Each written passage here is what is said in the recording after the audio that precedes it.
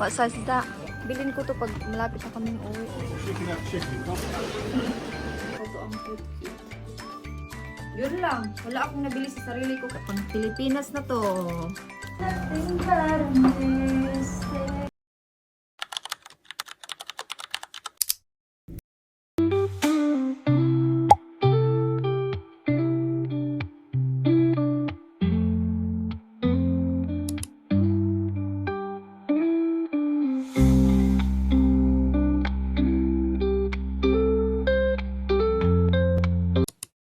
Naghanap kami ng damit para sa pamangkin ko. Naka-sale kasi dito sa Next. What size is that?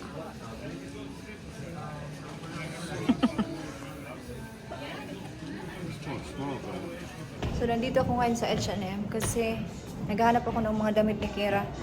So, di ba malamig na dito sa UK? So, kanina nakabili kami ng dalawang sale doon sa Next. So, yeah, binili ko na lang din kasi for summer, for holiday pa.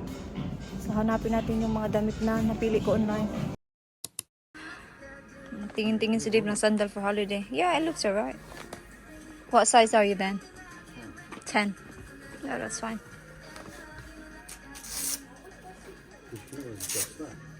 Yeah, may music na naman sila dito eh. Hindi ko na napakita kanina. So, ito yung binili ko sa H&M. Lahat to kay Kira. Pumunta kami dito dahil lang kay Kira. Kasi wala na siyang mga damit for, ano ba, pang malamig. Kasi malamig na talaga dito. Naka-jacket na nga ako. Sige din, naka-body warmer na. Malamig na, maraming nang nag-coat dito. Tingnan nyo, parang ito yung gusto ng papa ko. Ma-comment down below.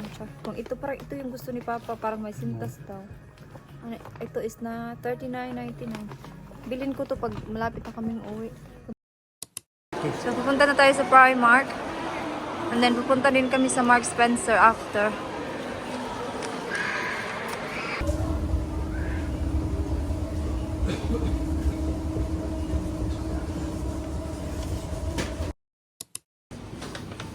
Dirty fries, you said. Yeah, no, just have a look. Don't forget you want something for Kira as well. She can have chicken, can't she? Oh, that one. What are you to like? I will look for pasta. We had pasta last night. Nah, I'm not sure. Tomato, chili and garlic.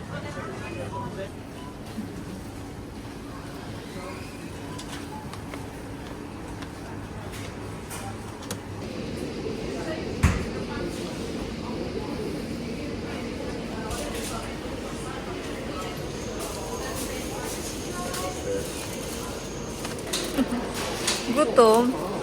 Is it good?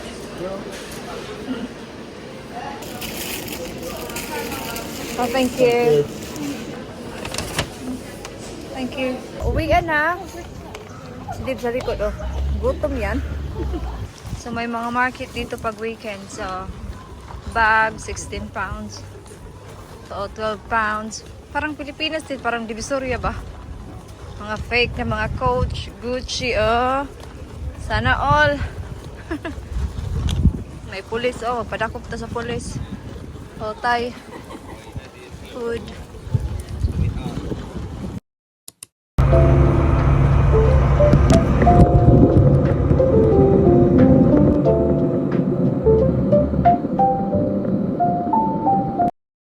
Nakauwi na kami mga 20 minutes ago. So, after namin pumunta kanina sa Eastbourne, pumunta kami kila in-laws ko kasi iniwan namin doon si Kira kasi ayaw na naman niyang sumama. So, anyway, ipakita ko lang sa inyo yung napamili namin sa Next. Actually, yung sale ng Next is last weekend pa. Kasi alam ko kasi yung sister-in-law ko nag-work siya sa Next. So, alam ko kung kailan mag-sale yung Next. Pero hindi ako pumunta last weekend kaya late na ako nakabili ng sale. Sayang, but anyway, it's fine. So, ito nakita ko to. Ay, si Dave actually yung nakakita nito. So, £4.50 na lang siya. So, ito ay size 7. It's good for holiday next year. Na-try na to lahat ni Kira kasi tinry niya lahat doon sa bahay ng aking mother-in-law. And then, ito din nakita ko to. Ang cute-cute. £6.50 na lang siya. So, it's good for holiday. Diba? Yan. Si Dave din yung nakakita nito. So, ito is £4.50 na lang para sa aking pamangkin. Yeah, size 6 yan. And then ito din. This is £3 na lang. Diba? Kasi nga late na kami last week pa. So, kunti na lang yung mga natirang mga size ba. Yung mga pang-baby. Marami yung pang-baby doon. I'll leave that there, that's council tax. And then pumunta kami sa H&M. Pero hindi ako nag-vlog doon kasi mayroon silang music. And kaya pumunta talaga kami sa Eastbourne para i-shopping talaga si Kira kasi wala na siyang mga damit. As in lahat ng mga damit niya halos ayaw niya na. Kasi daw mga pang-baby daw, mga unicorn, ayaw niya daw. So ito, gustong gusto ko to. Ito is £14. Hindi siya naka-sale. So walang maraming sale sa H&M ngayon. Pero dahil kailangan ni Kira ng damit, so wala na tayong magawa. Full price lahat. 6 to 8. Knitted lang siya. Yeah, ang ganda. Nagustuhan niya ni Kira. And then ito din. Pupunta si Kira sa holiday niya kasama yung auntie niya in 3 weeks time. 3 weeks ba? Parang ganun. So kailangan niya ng mga bagong damit. Yan, this one is 6 to 8 din. And then binilhan din namin siya ng 2 pantalon. Pero yung isa sinuot niya na. Kasi nagustuhan niya. So, ito yung wide leg. Nag-request talaga siya ng wide leg daw. Ito is size, anong size din to? 7 to 8.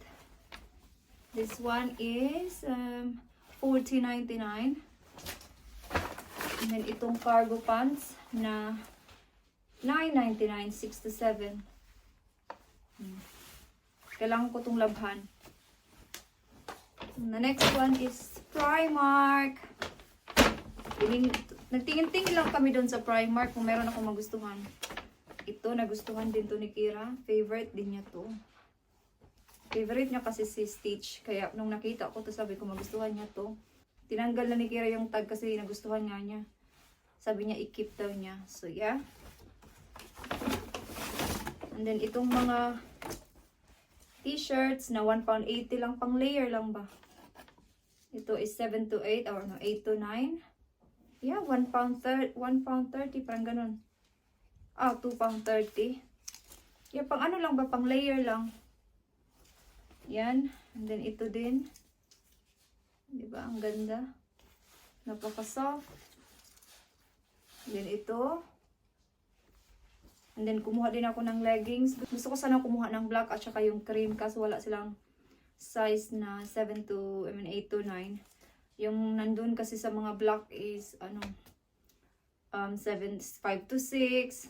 Kaya ito lang yung kinuha ko.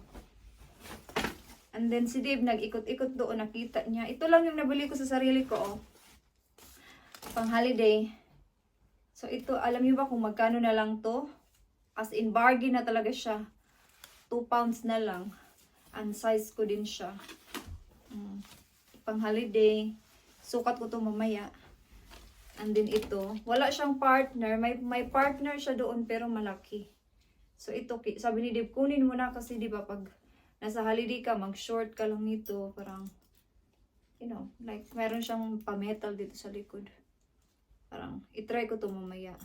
Ito is size extra small. £1 na lang siya, oh. Diba, mag-short ka lang nito. Ganun. Yun lang. Wala akong nabili sa sarili ko kundi itong mga bargain. Si Dave wala din siyang nabili sa sarili niya kasi si Kira lang talaga yung gusto namin bilhan.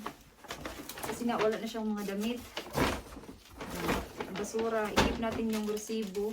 Pero alam ko namang gagamitin yan ni Kira lahat. So I think itapon ko natin resibo. Ito magagamit ko sa pag mag-grocery shopping. Lagay ko ito sa bag. So magluto na ako ng dinner. Yung dinner namin is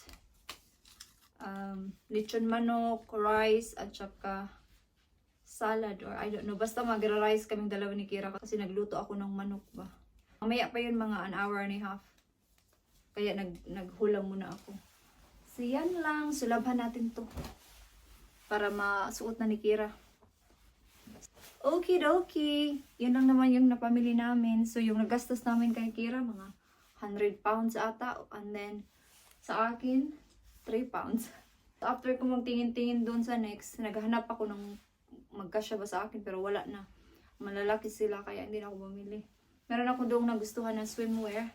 Naka-sale siya pero 20 pounds. So, sabi ko sa Primark na lang ako kasi hindi ko naman yan susuotin after holiday. So, di ba, okay na yung Primark kasi after mo mag-holiday, tapos tag 2 pounds lang, tag 1 pound. So, you know, it's fine. Yeah, so 1 pound, oh, di ba? 1 pound lang. Okay, magluto muna ako ng dinner.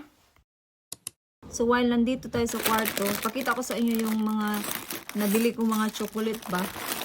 Kasi naka-sale na kasi sila. So, every time na nag-grocery shopping ako, bumibili ako ng mga chocolates, oh. Pang Pilipinas na to. Diba? Meron na ako dito mga 12 ata. Tapos kahapon, umalis kami ni mother-in-law. Pumunta kami sa Lidl. So, bumili ako nito. Kasi favorite to ng mama ko. Mura lang to, parang 169. Mga fun size.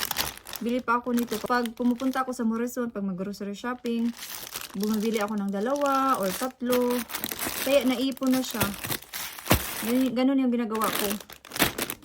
Yeah, so it's good na nag-start na ako, no, kasi mahal kasi pag tigdaon ba. Mahal mahal pag bumili ka ng isahan. Kaya paunti-unti since nga next year pa naman kami uuwi. And then kailangan ko na din mag-declutter ng mga damit ko para alam ko kung ano yung kailangan ko sa holiday. Kasi hindi na talaga ako bumibili ng mga damit kasi nga hindi ko naman kailangan, especially mag-uniform naman sa work. So I don't really need clothes. Unlike before na mahilig talaga akong mag-shopping. Ngayon parang ayaw ko na mag-damit ng damit. Like, kung kailangan ko lang. Kasi nga, sa work, nag-uniform ka naman. So, at saka kung bibili ako ng mga damit, hindi ko na nga nagagamit yung mga damit ko dito. Tapos bibili pa ako. So yeah, I'm so happy kasi nga, nakapag-start na ako ba. And at least, meron na tayong panimula para pag-uwi natin ng Pilipinas. So, magluto na ako ng dinner. So, ito is nabili to ni Dave sa Mark Spencer. So, dirty fries yung tawag nito. So, ano lang siya, chips na may cheese. Yeah. So, ito na din yung manok. Oh, mga 1 hour na yun nagluto. Hindi kasya. Okay, sa gilid. Okay. And then, kaming dalawa ni Kira kanin kami. Tapos si Dave yan. At saka yung manok. Tapos lagyan ko siya ng kunting salad. Pakita ko na sa inyo mamaya pag naluto na. Ito yung nilutuan ko kanina ng talong. Nagluto kasi ako kanina ng talong for lunch. Hindi ko na napakita sa inyo kasi na-busy na din ako kanina. I want it that way. Tell me why ain't nothing but a heartache. Tell me, oops. Ain't nothing but a mistake. Tell me why. Luto na baka ni? 'Cause I never wanna hear you say 'cause I want. What lang? Kanta-kanta lang. Ang ingay talaga nitong ano na to. Pag naano ba siya, pag nilagyan mo ng something na mainit, nagbibip. Tuto na ba to ay? Tigluto na to. 1 hour and a half lang naman. It's been an hour and a half na. Pero parang hindi pa rin siya crispy. No, I think I need to leave it more. Isang tanong. Yung fries ni Dave, luto na. Yung manok, hindi pa.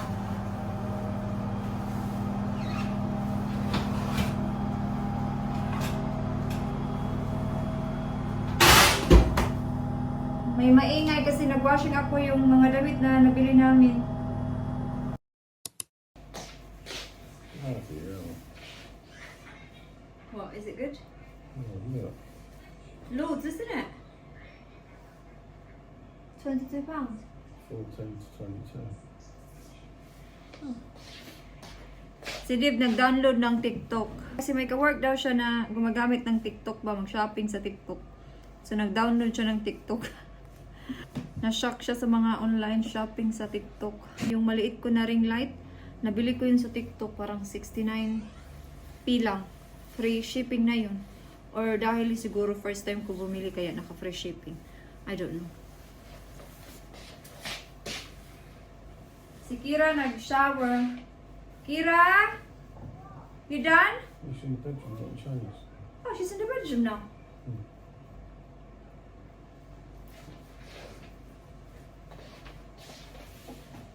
I think he paid about 25 quid for this one. Yeah. Mag-wash na din ako. Tapos na kaming kumain, hindi na ako nag-vlog.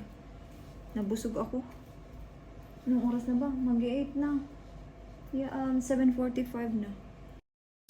Skincare time!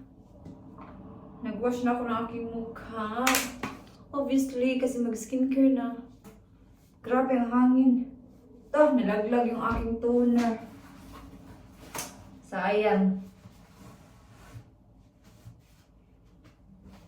Ang hangin sa labas. Alam nga naman sa loob. Pag Bisaya ka ba, mahirap. Pag Tagalog, minsan yung parang yung term mo ba? Tagalog term mo, parang hindi mo alam kung tama ba o hindi. Ulan pa naman bukas. May work ako bukas sa fish and chips ako bukas. Yun lang yung work ko. Sa Martes pa ako sa aking card shop.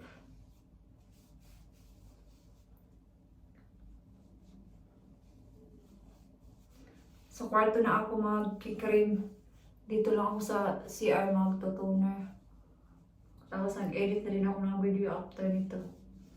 Para ma-upload ko na siya for this week. Yeah, so i-end ko na dito yung vlog, no? Hindi sana ako mag-vlog today. Kasi wala naman kaming balak umalis kanina. Naisip ko na lang na pupunta na lang kami sa Eastbourne para bilhan si Kira ng mga damit. Kasi pupunta siya sa lola niya. So sabi ko, Dave, while si Kira nandun sa lola niya, punta na lang tayo sa Eastbourne. Kaya yun. But kanina umaga, bago ako nag-decide mag-shopping, sabi ko kay Kira, magtingin-tingin tayo sa online sa H&M ba? Para si Kira ba yung magpili ng kanyang mga damit. Kasi nga, mapili na siya sa edad niya ba? Gusto niya siya na yung mag-decide sa susuotin niya. Parang meron na siyang sariling style. So yun, so sinave ko lang siya lahat. Tapos, kung ano lang yung available sa shop, yun lang din yung binili ko. So I think, pupunta ulit ako sa Eastbourne. Maybe in 2 weeks time or pag hindi ako busy. Para bilhan ulit siya ng mga damit. Kasi kailangan niya din ng boots for winter kasi di ba maulan na, kailangan niya yun. So yeah, anyway, so i-end ko na dito yung vlog kasi mag 8:30 na ng gabi. Si Kira hindi pa natulog. Matulog na yan soon kasi may pasok bukas. So yeah, so thank you so much guys for watching this vlog and I hope to see you guys in my next one. Good night!